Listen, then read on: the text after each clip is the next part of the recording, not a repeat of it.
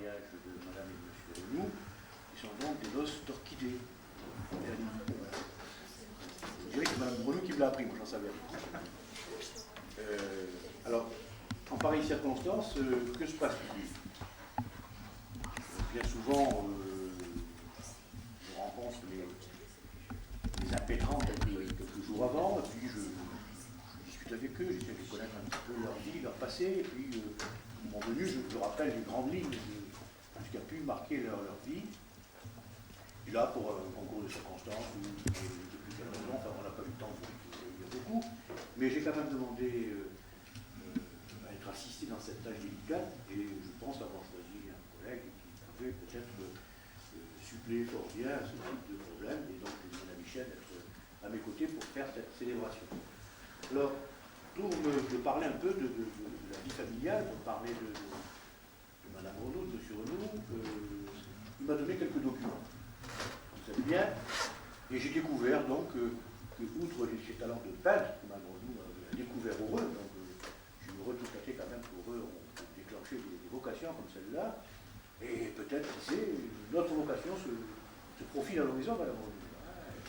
Et vous écrivez avec beaucoup de vivacité, beaucoup de sincérité, beaucoup de précision, et j'avoue que j'ai été très touché par ce que j'ai vu. Alors je ne vais pas parler de votre vie et des 55 ans de vie commune, mais ce que j'ai lu, ça m'a une période de votre vie qui est particulièrement touchante pour tout le monde, puisque en gros c'est en 1935-1945, en gros, ça fait 10 ans que ça compte dans une vie, pas, et quelles années? 1935-1945, c'est une vie complète qu'il faudrait pour pouvoir raconter ce qui s'est passé, et comment ne pas être touché par cette période-là, nous qui avons été un peu des contemporains, en pilote de course à l'époque, c'est vrai, mais c'est une nature d'événement qui marque même les très jeunes, je crois. Enfin, en tout cas, moi je peux en témoigner. Donc 1935-1945, c'est une période tout à fait difficile, délicate, et vous avez écrit sur cette période-là. Et il s'est passé évidemment beaucoup de choses. Pourquoi est-ce que ces choses nous ont touchés? Parce qu'on en a été un petit peu les contemporains. Et puis je crois aussi, il faut le dire, parce que ça a constitué des années extrêmement lourdes, des fois difficiles, des fois enrichissantes, des fois, comment dire, pénibles dans certains cas. Enfin, je ne rappellerai pas tous les détails, mais enfin, il y a la libération, des choses pas toujours bien qui sont passées, pas l'occupation non plus, etc. Donc voilà comment ces périodes-là, si vous voulez, sont lourdes d'histoire et elles intéressent notre pays au premier chef. Et vous avez donné un éclairage de ces années-là qui, c'est pas 2 années après, enfin, vous aviez 19 ans. C'était Munich, j'avais 19 ans, c'est vous qui l'avez écrit. Voilà. C'est des choses importantes, si vous voulez. Il y a des périodes d'espoir extraordinaires, peut-être on mêle l'illusion avec le rêve pour croire que l'inévitable ne va pas se produire, puis c'est produit quand même, bien malheureusement. Mais avant d'en arriver là, avant d'arriver à cette période noire de notre histoire, c'est aussi votre démarrage dans la vie. 1935, c'est votre mariage. 1936, c'est le Front populaire. Et je dois le rappeler quand même. 1936, on sort, dans ce pays-là, si vous voulez, on sort du Moyen-Âge social. Comment ne pas être frappé quand on vit ce moment-là, et comment ne pas être frappé quand on le découvre quelques années après? Parce que 1936, moi j'avais 4 ans. Et avant que là, j'avais encore des préoccupations sociales très très limitées, si vous voulez. Mais avec le recul du temps, être un acteur de cette période-là, ça paraît quelque chose de tout à fait enthousiasmant, même si il y a des moments difficiles. Louis Renou, qui est un actif, qui n'est pas du genre à lire le Petit Parisien pendant que d'autres s'occupent de leurs problèmes, 36, il vit ça. Il est militant ouvrier et il est un militant qui va s'engager, qui sera délégué syndical, qui en aura peut-être les satisfactions, mais qui en aura aussi, vous l'avez dit, Madame Renou, qui en aura aussi les conséquences. À 20 km de Paris, vous allez carrément à Menton dans un hôtel au quart de poil, quoi. Non, c'est bien, ça fait des beaux souvenirs. À lire ce que vous avez écrit, vous en avez été ravi, vous vous en souvenez encore, comme si c'était hier. Quand même. Alors c'est probablement peut-être les plus belles vacances de votre vie, si vous voulez. Bon, 1936, qu'est-ce qui s'est passé en 1936 encore? Tu veux me le rappeler? Bon, 1936, c'est sur le plan familial aussi la naissance Alors vous avez dit, M. Renou, elle voulait un garçon, elle a eu un garçon. Mais j'ai relu, je repasse à 1945, désolé, je ne suis pas très galant de dire ça, à la naissance de votre fille, où je lis quand même de votre plume, Madame Renou, c'était une fille, ça devait être une fille, et c'était une fille. Il n'y avait aucun doute possible. À l'époque, il n'y avait pas les moyens actuels. Hein. Bon, mais enfin, vous saviez. Vous saviez ce qui allait se passer, et vous saviez même avant que ça se passe. Alors, c'est encore formidable, cette chose-là. Donc, voilà donc, ces années certainement difficiles, mais aussi qui sont des moments qui marquent la vie d'un homme, j'en suis tout à fait conscient et convaincu, et que vous avez vécu, et dont vous avez été les acteurs enthousiastes, je crois. Hein. Je ne parle pas des liens qui vous unissent, ils sont trop intimes, trop personnels, mais enfin, j'observe, si vous voulez, aussi que je vais vous appeler Émilienne, passez-moi l'expression, parce que j'ai fait que lire Émilienne et Louis, alors j'ai du mal à transmettre ça maintenant en appelant Madame Renou et Monsieur Renou. Enfin, c'est comme ça. Quoi, hein. Et Émilienne, c'est pas du tout porter atteinte aux capacités de son mari, mais elle assure une partie de sa formation.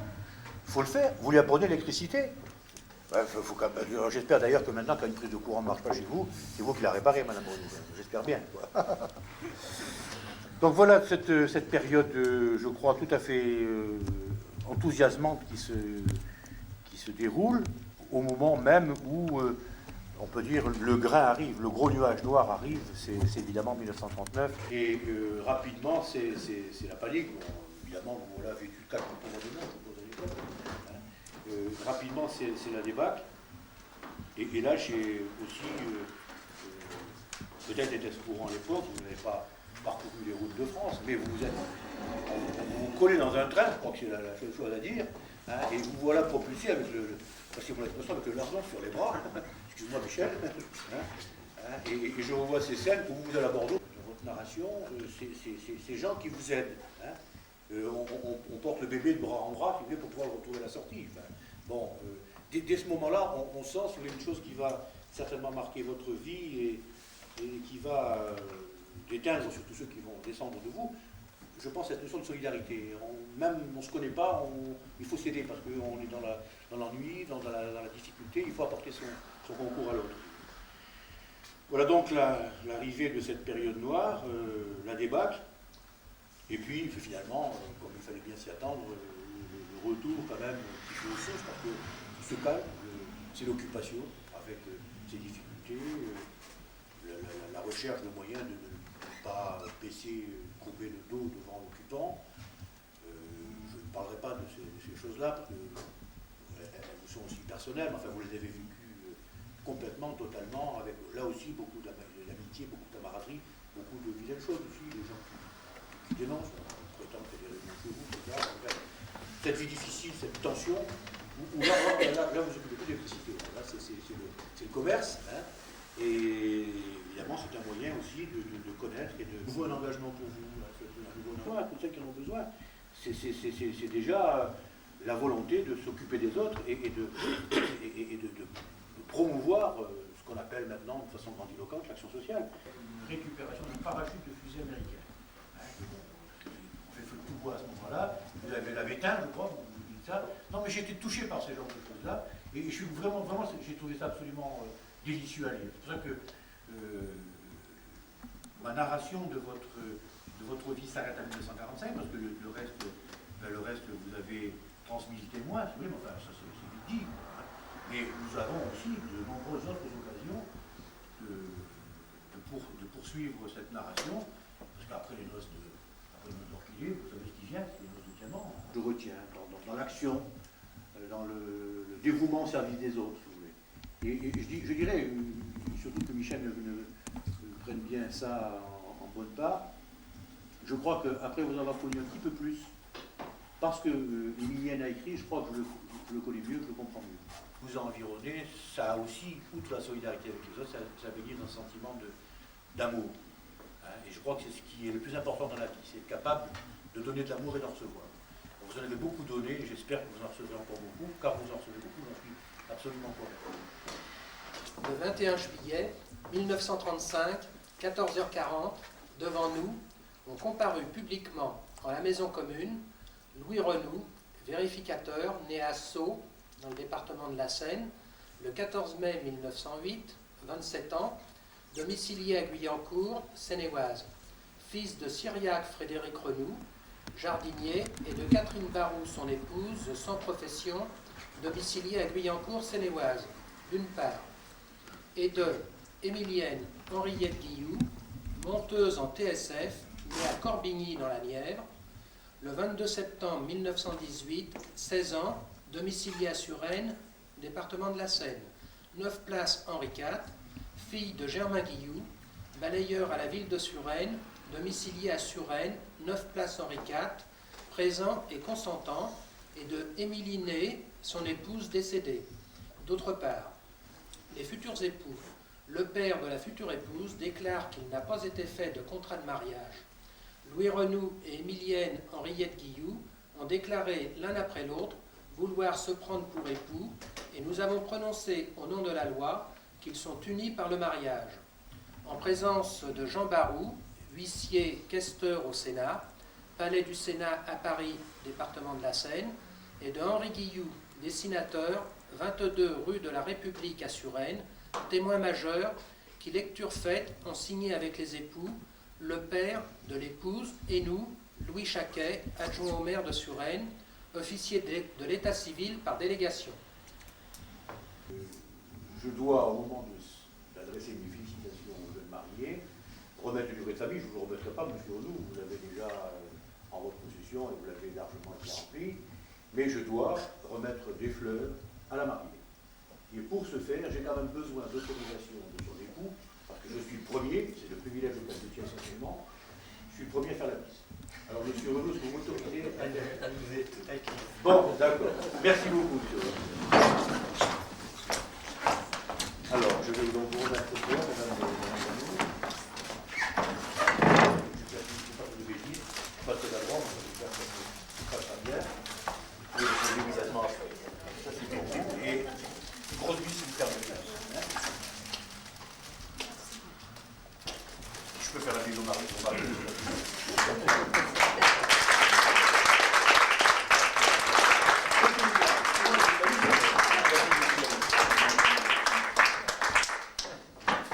Alors Michel, si tu veux maintenant officier, tu as le droit après moi. Mais après,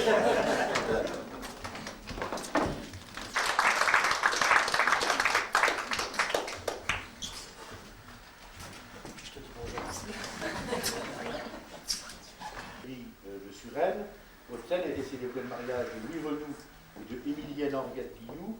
Ce jour, samedi 1er septembre 1990, à 16h, nous célébrons les noces d'orchidées de monsieur et madame Louis Renoux en présence de Jean Auvergne, maire de Leremoynier, Michel Renoux, conseiller municipal délégué, et de nombreux parents et amis. Et nous ajouterons ce que nous n'avons pas encore fait en présence des témoins, c'est-à-dire Maryse et Mireille, c'est ça, Renoux. Donc, comme nous le marquerons ici, les officiers d'état civil, c'est-à-dire mon cher collègue et moi-même, nous signerons en dessous, et les invités nous ont bien signé à partir de là. Merci pour nous et merci pour eux.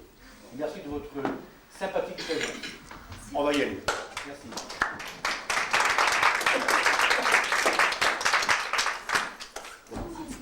Je vous remets ça, monsieur Renoux, c'est la photocopie de l'acte de mariage. Vous connaissez déjà pour l'avoir vécu, enfin, autant que c'est vous qui possédiez ce. Madame, monsieur Renoux, c'est vous qui signez. Bon, oui, bon.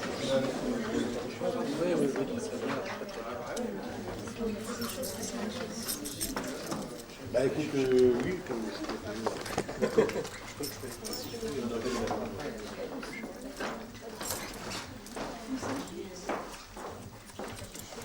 Alors, madame.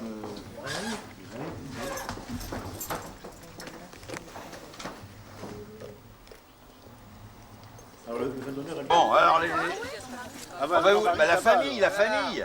Alors la famille. Alors, Voilà la famille. bah, on a toute la famille. Là. Ah, dis donc. C'est bien nous les vedettes. Voilà. Ah, c'est pas tout.